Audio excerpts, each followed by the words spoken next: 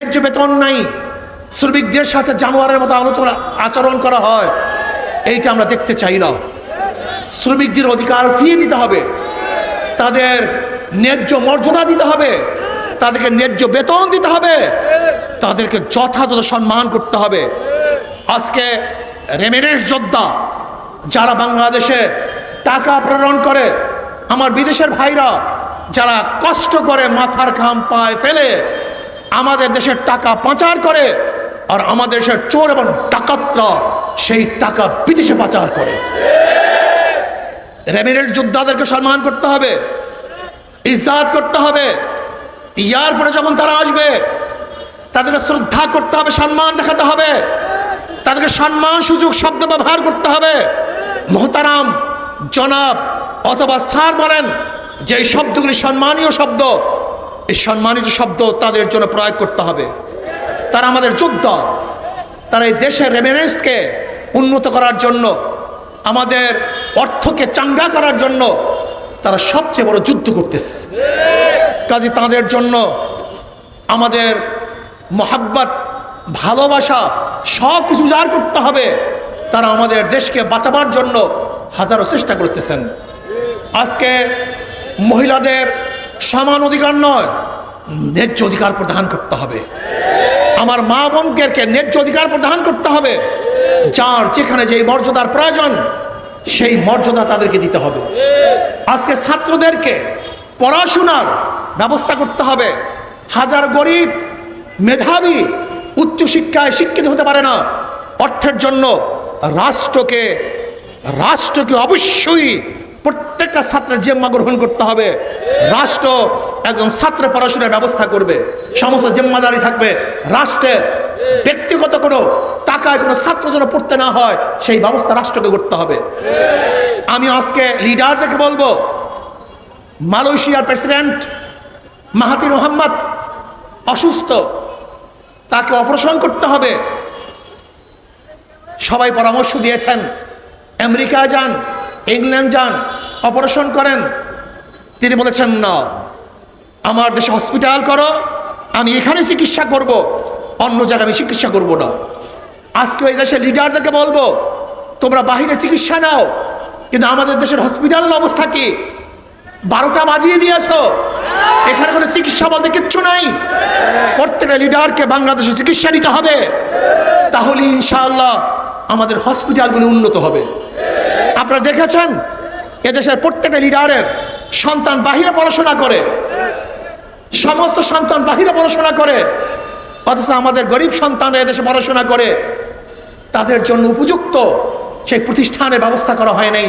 কাজে আমরা চাই লিডারদের সন্তানরা এদেশে পড়াশোনা করবে, বাহিরে যাওয়ার সমস্যা নেই, কিন্তু আমাদের দেশের পরিবেশকে, শিক্ষালয়কে বিদেশি ইউনিভার্সিটির মানে গড়তে হবে। এরপর আজকে রাস্তার যানজট, চাঁদাবাজি, এই চাঁদাবাজি বন্ধ করতে হবে।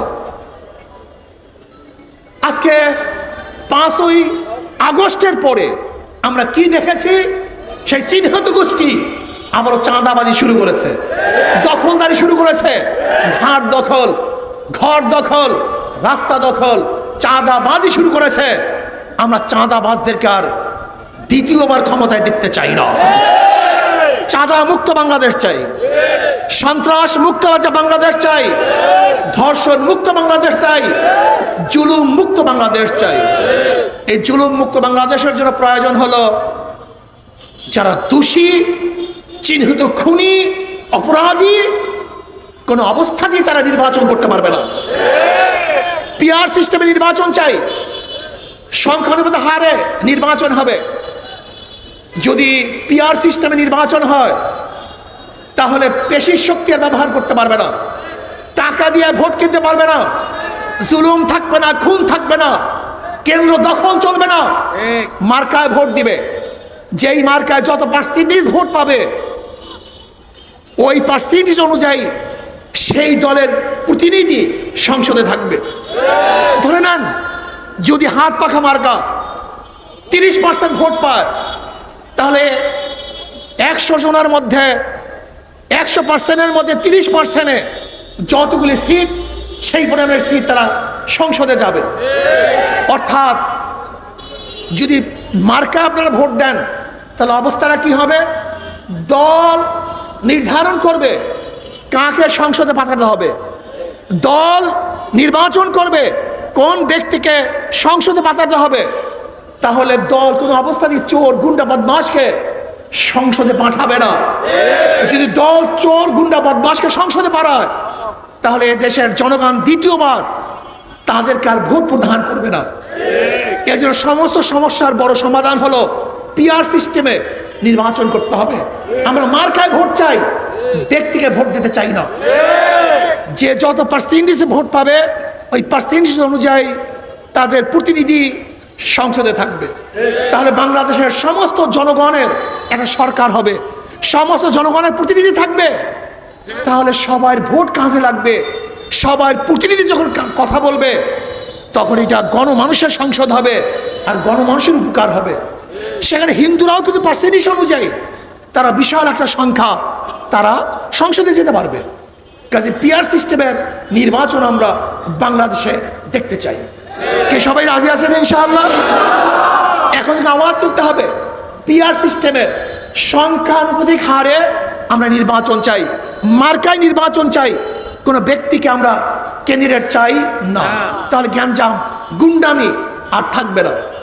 এরপর আসুন আজকে অন্তর্বর্তীকালীন সরকারকে বল